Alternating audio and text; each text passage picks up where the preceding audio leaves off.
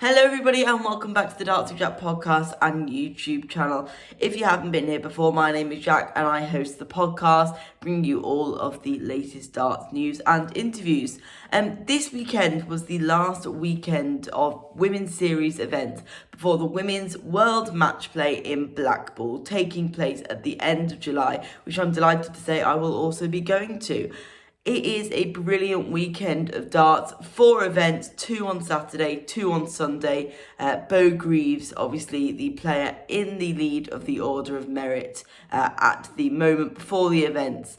Yet the big talking point going into these 4 events was who was going to qualify for the match play. There were a few already qualified players, but the table was like this before events started.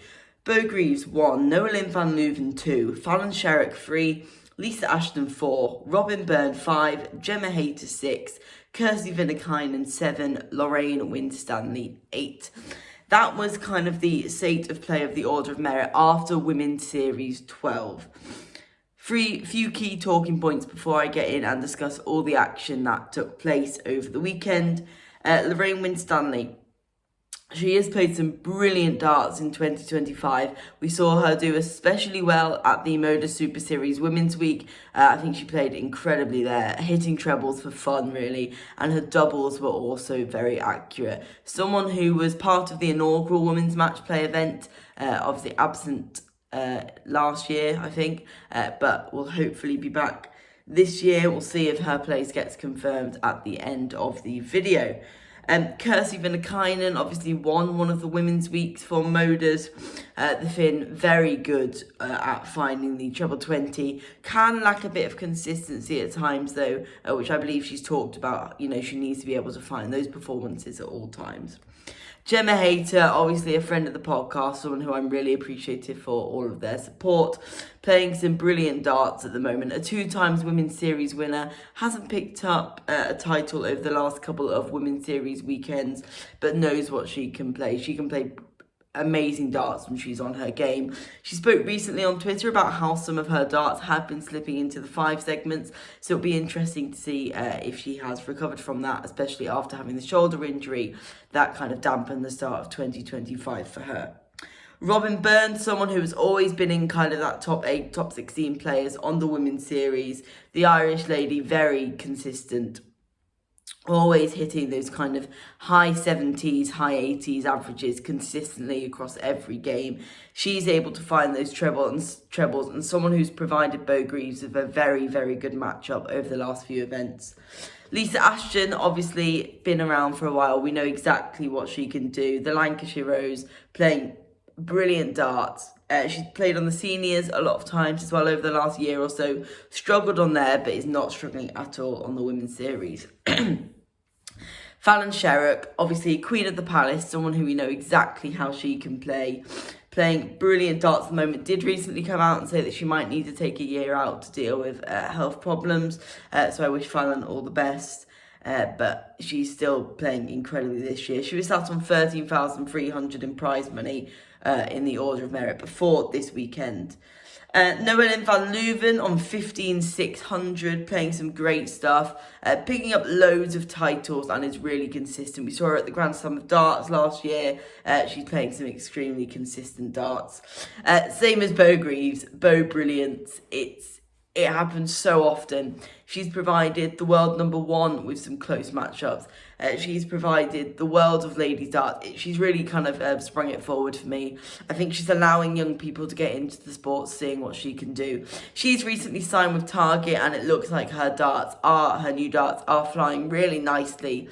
Obviously, multiple times Women's Series winner. I think she's over 20 now, over 20 titles. But yeah, it'll be interesting to see what she can do this weekend. Obviously, her position secured. Right, let's get into the first event of the weekend, which was Women's Series event 13. I'm going to take it right from the bottom, go from the last 28. I'll go through some key results, especially key results in the race for the women's match play qualifications. Those few players that we need to keep an eye on, Rhian O'Sullivan, Angela Kirkwood and Eileen de Graaf in with the biggest chance of potentially stealing a match play spot. Rhian O'Sullivan just about £1,700 off. Angela Kirkwood £1,300. Eileen de Graaf £500. So really tight. Eileen looking for a deep couple runs to push her into those spots. Right. Women's Series events 13 then. Lisa Ashton starting strong with a 4-0 win over Liana Hadfield. Same as Eileen de Graaf over Laura Patton. Angela Kirkwood getting that vital victory over Hannah Meek, a young player who we've seen get some brilliant results actually over this year's Women's Series. As well as that, we had Rhian O'Sullivan getting the win. Fallon Sherrick getting the win.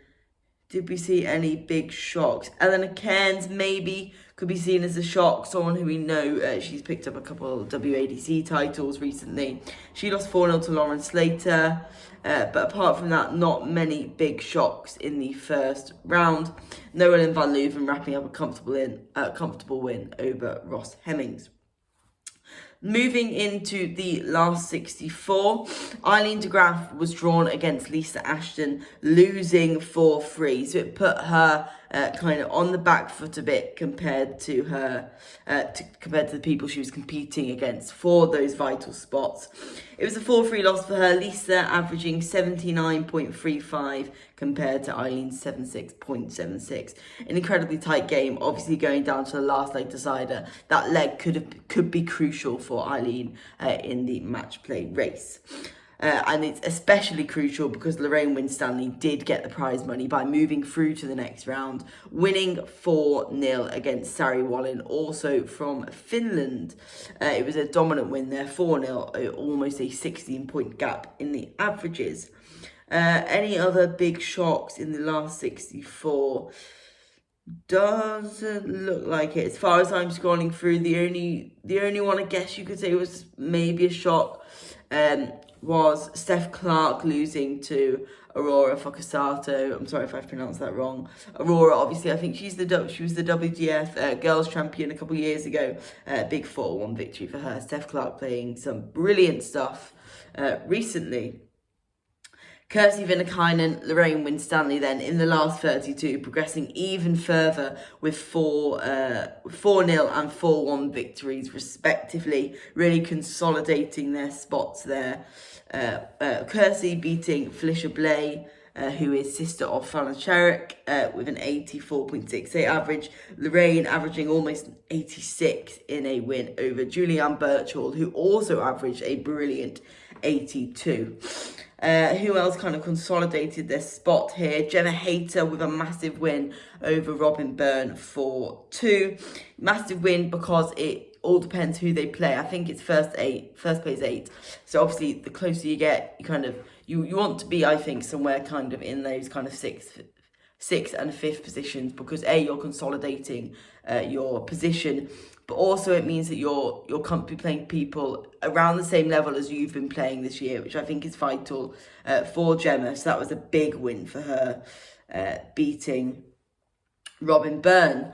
As well as that, Noelin van Leuven consolidating her win 4-2 over Laura Turner.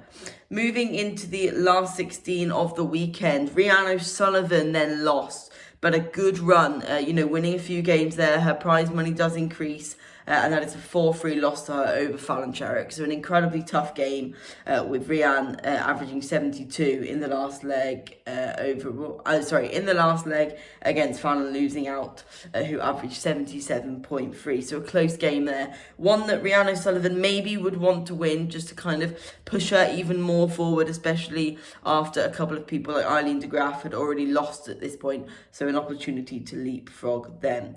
Aurora Focasato continuing into the quarter-final, same as Gemma Hayter with a 4-0 win over Katie Sheldon. Beau Greaves averaging a 92.49 against Paula Jacqueline 67.38. In the quarterfinals then, these are where the prize money really ramps up. It's the game which you really want to win to push yourself.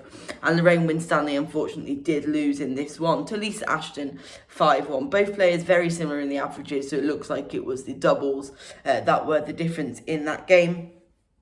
But it is the deep run for Lorraine. It is a deep run, which means a lot in consolidating. I've said that word consolidating a lot, but it's really secured her position there. That 5-1 defeat, sadly.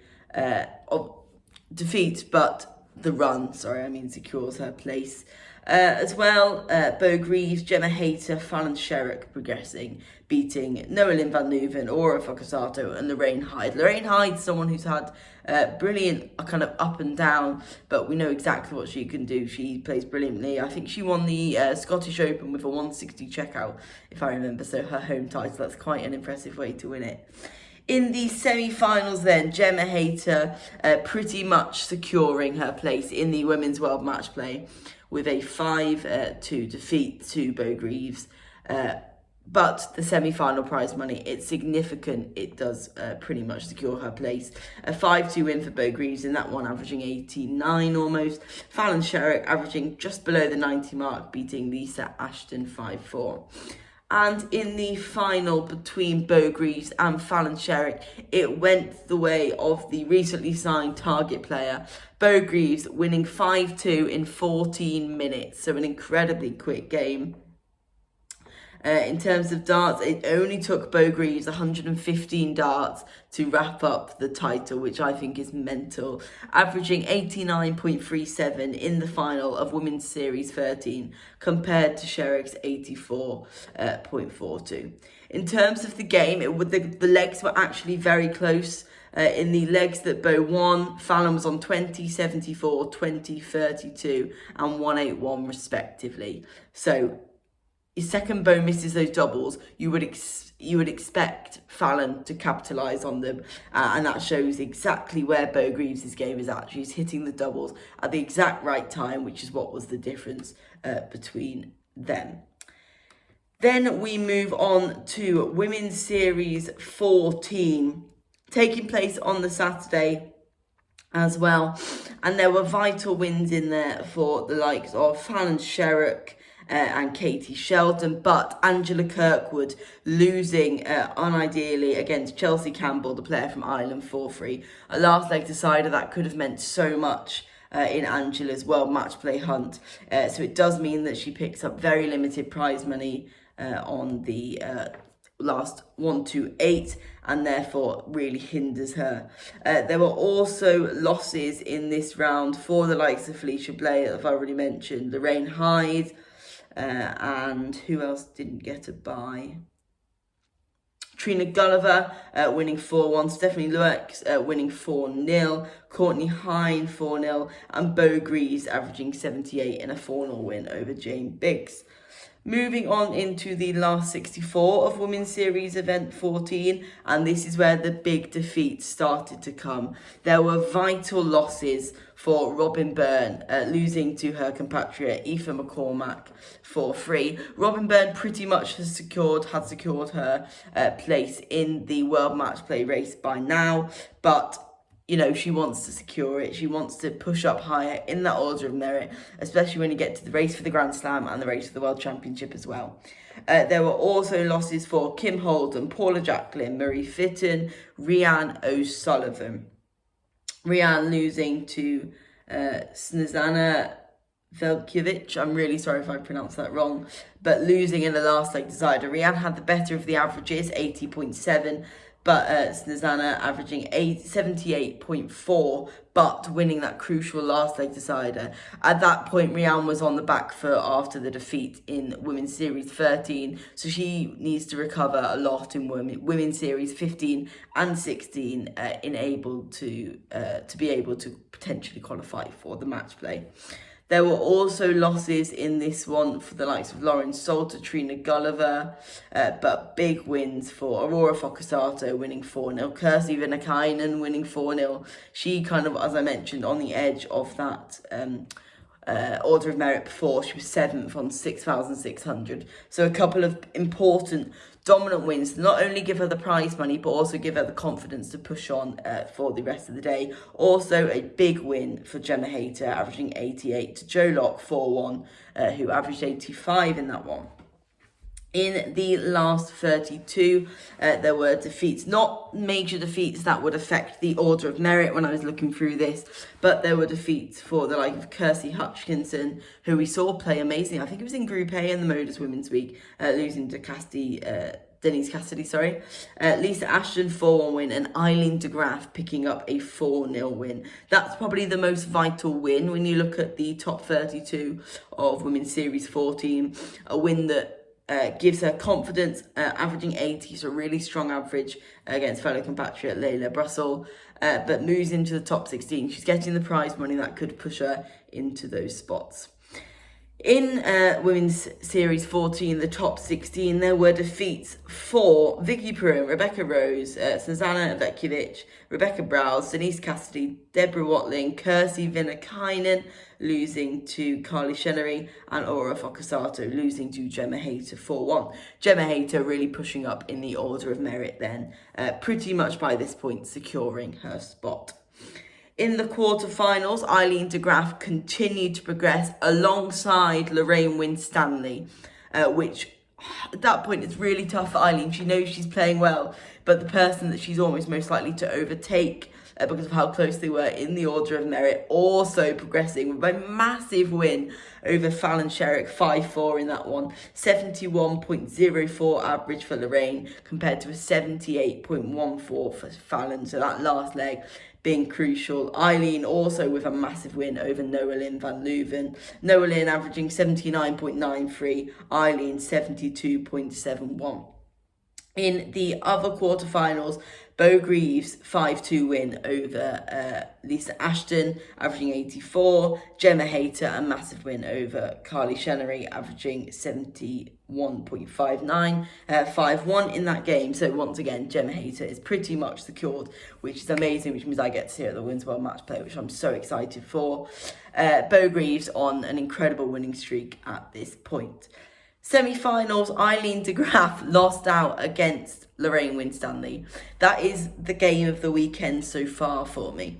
The reason I say that, kind of the positions they were both in at this point, Lorraine winning 5-4 in a last leg decider. That leg could potentially decide. Obviously, you've got the rest of the weekend, you've got the whole of Sunday's play, but that leg could have potentially decided who qualified for the Women's World Matchplay. A brilliant 5-4 win for Lorraine, averaging 70 against Eileen 72. In the other semi-final, it was an incredibly strong win for Beau Greaves, 5-1 against Gemma Hayter. In Women's Series Event 14, that meant that the final was between Beau Greaves and Lorraine Winstanley. It was an incredibly close game, lasting 22 minutes or so. Beau Greaves winning 5-4. 146 darts needed, so a bit more than last time, but averaging 88. Once again, we're saying that for Beau, it's taking longer than usual, but an 88 average is just immense. Lorraine averaging 80.12. In terms of these legs, it was when Beau was winning, they were a bit less close almost than with the Fallon, with Lorraine being on 32, but then 192, 97, 323, and then 46 in the last leg decider. So once again, that shows that if Beau did not wrap up that game at the end there, that leg, sorry, at the end there, Lorraine actually averaged higher in that leg, obviously having less darts, I think. Because, yeah, I think Lorraine went second in that leg. But being left on 46 is amazing, and not getting, after 18 darts, well, yeah, being left 46 after that amount of time and not having a chance to wrap it up is extremely tough to take a women's series title. And that meant that Beau Greaves continued her winning streak, winning the second event of the weekend. Then we move into Women's Series Event 15. On the Sunday, they've had the night to recover, which means that some players are coming back full of energy and ready to take wins at important points. There were brilliant victories for Lorraine Winstanley 4-3. We've talked a lot about her weekend so far. I think apart from Beau, she's been the standout player for me. Big wins as well for Kirsty Vinnakainen, 4-0 over Gemma Reynolds. There was important wins for Laura Turner, who's played brilliantly as well this year. Massive wins for Natalie Gilbert, who'd struggled this weekend, winning 4-3, obviously been on the podcast before. And Gemma Hayter, 4-0 over Sandra Page. However, there were big defeats, especially for Angela Kirkwood, who really needed results to go her way. 2 consecutive last 1-8 defeats, I think it was, for her. Losing 4-0 in an extremely tight game by the averages, but losing 4-0 to Vicky Pruitt, someone who we know exactly how she can play. We've seen her at Modus, we've seen her in events on the Women's Series before, going deep. But that was not a loss that Angela needed at all. If she wanted a chance of qualifying, as I mentioned before, she was only at 1,300, but with Lorraine Winstanley's run to the final and her consecutive losses, it was pretty much over for Angela at this point, which is incredibly sad considering how close she was. Moving into the last 64, Lorraine Winstanley averaging 90 against Katie Sheldon almost. Both players playing well there. Katie Sheldon 78. So Lorraine is just progressing, and I think she can do very well at the match play. It all does depend who she gets drawn against. I think it will be either Fallon or Beau. So it's going to be tough for her, but I think if she plays like she can here, she's averaging the same that Beau does on a good day. So who knows? Defeats as well in the last 64 for Aurora Focasato, Laura Turner, Marie Fidden, Natalie Gilbert, Aoife McCormack, Robin Byrne, losing to Rhiannon O'Sullivan. Rhiannon O'Sullivan at this point, potentially getting a deep run. She lost, obviously, in the last Women's Series. She lost, unfortunately, there. But a deep run, maybe to the semi-final, final in event 15, could put her in a brilliant spot. She won 4-1 in that one, averaging 79 compared to Robin's 65. At this point, Robin Byrne's position is pretty much secured, however. Big wins for Kirsty Hutchinson over Noelyn van Leuven as well. In the top 32, there were wins for the following: Trina Gulliver, Lauren Bloomfield, Quinty Beeman, Rhiannon O'Sullivan, Steph Clark, Gemma Hayter, Jo Locke, Denise Cassidy, Lauren Hayne, Beau Greaves, Fallon Sherrick, Tracy Heppenstall, Danny Kearns, Eileen de Graaf, Julian Birchall and Lorraine Winstanley. It's that same thing again. Whenever Eileen's winning, Lorraine also seems to be winning as well, which shows the determination that both players have got there to qualify for the match play. I think Eileen was actually the runner-up in the inaugural one, as far as I remember. A loss for Kirsty Vinakainen at that point. She would have wanted a couple more wins to kind of solidify her position, losing to Tracy Heppenstall with a 67 average for Tracy, 70 for Kirsty. Also losses there for Lisa Ashton, as I mentioned, against Rhiannon O'Sullivan. In the top 16, looking to confirm their quarterfinal places, Lorraine, I've been saying Lorraine so much in this episode that I can't say the word Lauren now. Lauren Bloomfield winning 4-3 against the multiple world champion Trina Gulliver. Rhiannon O'Sullivan continuing her run with a solid 4 win. Good confidence for her, averaging 72.73 against Quinty Bierman. Steph Clark, this was an incredible game. I watched this live on the scores. Steph Clark was always hitting those 100 visits, 125, 123s, and especially in the final leg as well, not giving Gemma Hayter much of a chance there, averaging 85 in the defeat of Gemma 4-1, Gemma averaging 76. There were also big wins for Beau Greaves against Lorraine Hyde. Looked like Beau was never going to get over the line in that one. She was averaging 120 after the first 2 legs, 110 I think after the first 3 legs. It was mind-blowing stuff. She'd hit 4 180s in 3 legs. Lorraine, however, did get a couple legs back. Lorraine Winstanley losing at that point to Julianne Birchall. Julianne Birchall, not a player who I personally have heard of before this weekend, but someone who has just had an incredibly good runs. She did unfortunately, however, lose to Eileen de Graaf. At this point, Eileen de Graaf could overtake Lorraine Winstanley, a 5-1 win, moving into the semi-finals, defeating Julianne Birchall. Beau Greaves beating Fallon's Sherrick 5-2, averaging 94 compared to Fallon's 83. Steph Clark 5-2 against Denise Cassidy, also had a very good weekend. And Rhiannon O'Sullivan 5-1 against Lauren Bloomfield. So you've got two big players in Rhiannon and Eileen there who are looking to confirm their places. Gain a place. And Rhiannon did pretty much continue her form, averaging 76, so pretty consistent over her last few games. Rhiannon 73, 75, 77, so increasing in each game as well.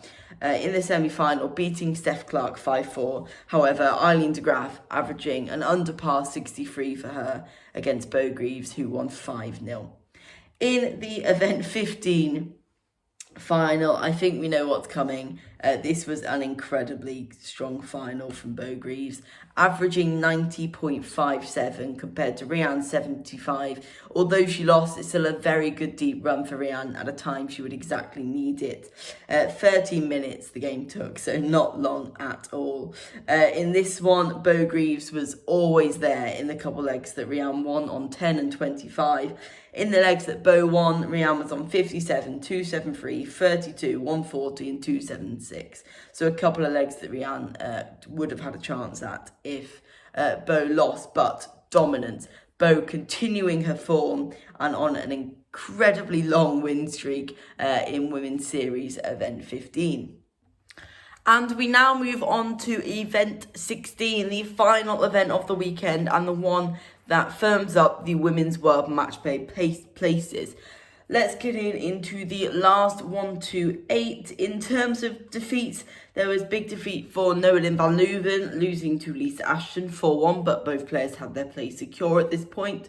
But obviously still nice to pick up the wins where they come. Julianne Birchall losing to Layla Brussel. I only say that because of how good a weekend Julianne has had. Also losses for Eileen de Graaf. Losing to Sylvia Linda means that at that point her hopes were over. As well as that, there was a big win for Gemma Hayter against Lainey Webb 4-0. And then we move into the top 64. Lorraine Winstanley lost to Kirsty Hutchinson 4-1, but I think at that point Lorraine did have her position confirmed. If not, the results also went her way. She averaged 57.6 in that one, so I think that was kind of a celebratory performance because Rhiannon O'Sullivan lost 4-2 to Kiana Frauenfelder. I'm really sorry if I've pronounced that wrong. So a disappointing loss for Rhiannon there, not one that she would have wanted to pick up. There was also defeats for Katie Sheldon, Jodie Hancock, who is part, I think it's of the Yorkshire county team, but a really popular figure on social media. Also losses for Robin Byrne against Eleanor Cairns, Steffi Lurk against Beau Greaves 4-1, averaging 102 from the target player. In the top 32, the players who won were Savola Sari, Angela Kirkwood. So I think at this point she needed to win the event or get to the final to have any chance. So 4-1 win for Angela Kirkwood. Beau Greaves beating Gemma Hayter 4-0. At that point, Hayter had her position confirmed. I have just seen a tweet from Gemma though saying that she did think that her shoulder, I don't know which shoulder it was, her injury, she thinks it may have come back. I really hope that gets fixed in time for the match players. Gemma really deserves a shot at it. Kirsty Vinakainen lost, so did Tracy Heppenstall, Rihanna Graham, Laura Turner, Natalie Gilbert, Kiana Frauenfelder, Barbara Hospodasa, Franziska Riepe and Kirsty Hutchinson. In the top 16, Angela Kirkwood continued her run. She wasn't hitting kind of out of this world averages, just, 4-3 against Sari Salvola. But it was still, a 63 average. It's still enough. It took her through to the next round and she continued her possible shot. Beau Greaves beat Vicky Pruitt with a 98 average. Fallon Sherrick beating Lauren Salter dominantly. Trina Gulliver beating Anu Rasmus from My phone decided to cut out on me, but what I was saying is Trina Gulliver beating Annie Rasmus from Finland 4-3. A lot of Finnish support at the Women's Series, which is great to see because it shows that people are willing to come and travel. Steph Clark losing to Ros Hemmings. Lorena Hyde having a good few runs on Sunday, beating Layla Brussel 4-0. Lisa Ashton beating Debbie Dexter 4-2. And Aoife McCormack beating Deborah Watling 4-2. In the quarterfinals, this is when Angela Kirkwood came against Beau Greaves. She had to win, and she unfortunately could not wrap up the win, which would have put her within a chance of a match play spot. She lost 5-1, Beau continuing her continuous run of strong 80-ish to over 100 averages today. Fallon Sherrick beating Trina Gulliver with the same scoreline. An under par performance from Trina there, averaging just under 59. There was a brilliant game between Lorraine Hyde and Ros Hemmings, 5-4 win for the Scottish lady, and a 5-4 win for Lisa Ashton over Aoife McCormack, someone who we haven't heard much from this year, Aoife McCormack. In the semi-finals, Beau Greaves 5, Fallon Sherrick 2, Lisa Ashton 5, Lorraine Hyde 2. Under par performance from Fallon Sherrick there, averaging 78, but Beau Greaves continuing her run. And that happened in the final. She is one of the biggest long win streaks of the Women's Series. Like, so many of the top win streaks were by Beau herself. It is mental. Women's Series event 16, won by Beau Greaves in 11 minutes. 5-1 win, averaging just under 87 compared to Ashton's just under 77. But an average of 81.88 for the two of them is a brilliant final. That's a great showing. In terms of when Ashton won the leg, Beau was on 139, averaging 60 in the leg, so not her strongest leg. In terms of for Ashton, she was on 36, 138, 84, 187 and 24 when Beau won the leg. So to be some legs, she had chances. You'd expect her to take the 36 and the 24 out in free, maybe even the 84. But 138 is obviously a very difficult finish. You've got to go treble 20, treble 18, or two treble 19s, and obviously can't check out 187. So a bit of a mixed game actually. Ashton had a lot of chances there to take it, but some very strong legs from Beau in 17, 13, 16, 21, 15 and 20. You're not going to find many players who are able to deal with that amount of pressure in a final. And that, I think, is why Beau Greaves is dominating so much on the PDC Women's Series.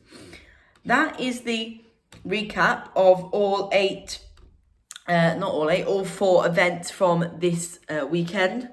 Let's look at the rankings then. The 8 players going to the Women's World Matchplay on July 27th in Blackpool are Beau Greaves, Fallon Sherrick, Lisa Ashton, Noelyn van Leuven, Gemma Hayter, Kirsty Vinnikainen, Robin Byrne and Lorraine Winstanley. The closest one there getting to Lorraine, Rihanna Sullivan, £600 behind. A disappointing weekend from Eileen.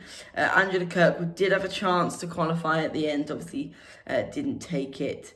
But yeah, that is what the state of play looks like. I don't know if the money is kind of up to date. I think so. I'm just going off the live order of merits. I'm sorry if that is incorrect. But those are the 8 players. We're going to see some very interesting matchups when the World Matchplay does go to Blackpool. I'm really excited to watch. Hopefully I'll do lots of content when I'm there. Big talking points from the weekend. I think Lorraine Winstanley's had an excellent weekend, same as Beau Greaves, obviously. Who else had a really, really good few runs? There were good runs from Aurora Focasato in places. Obviously, she lost out in the first round of the last event. Good runs as well from, as I mentioned, Eileen de Graaf. But those two, I think there were 2 last 1-8 defeats, which really did hinder her. Player who I was surprised by, Felicia Blay. I hadn't personally seen her before, but I saw her in her game against Gemma, and her treble hitting was really strong, actually. The darts were flowing, and she was using markers really well. Julianne Birchall, someone who really surprised me this weekend. I hadn't personally heard of her before, but I thought she played extremely well. that is the recap of this weekend's women's series. I really hope you've enjoyed it.